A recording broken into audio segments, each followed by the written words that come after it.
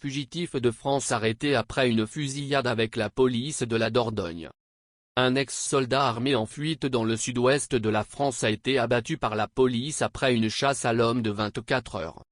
L'homme, nommé par la police Thierry Dupin, 29 ans, s'était enfui dans une forêt après avoir tiré sur des policiers samedi, provoquant une recherche massive. Il a été blessé lors d'une fusillade avec une équipe des forces spéciales et a été placé en garde à vue, selon des responsables. Le ministre de l'Intérieur Gérald Darmanin a déclaré avoir été neutralisé et a remercié la police pour son action décisive. La chasse à l'homme a débuté samedi après qu'une dispute au domicile de l'ex-partenaire de Dupin, au Lardin Saint-Lazare en Dordogne, l'a conduit à tirer sur la police. Le suspect, qui avait déjà été condamné pour violence domestique, s'est enfui dans les bois voisins, armé d'un couteau et d'un fusil de chasse à longue portée, a indiqué la police. Plus de 300 agents, 4 véhicules blindés et un hélicoptère de police ont été déployés pour passer au peigne fin les 4 km², 1,5 miles², de forêt jusqu'à dimanche soir. Quelques 1800 résidents ont été exhortés à rester chez eux pour éviter le suspect potentiellement très dangereux. Lundi vers midi, le suspect a été grièvement blessé dans une fusillade avec la police, a indiqué le préfet de Dordogne, Frédéric Périssa. Neutralisé signifie qu'il a été blessé lors du retour du feu.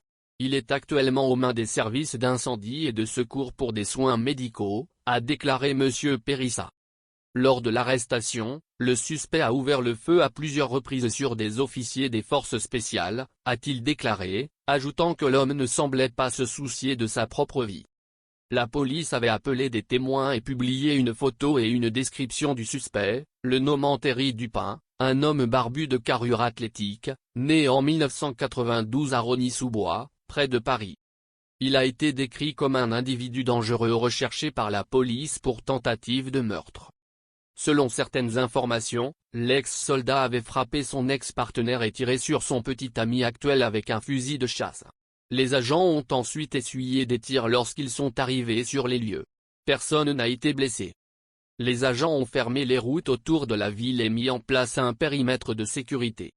La chasse à l'homme avait choqué les habitants de la communauté rurale. Le résultat est ce que j'espérais, je crois que toute la population est soulagée et j'espère qu'on n'aura jamais à revivre un tel événement, a déclaré la maire du Lardin Saint-Lazare, Francine Bourrat, à BMF TV. La vie normale reprendra vraiment demain matin, a-t-elle ajouté.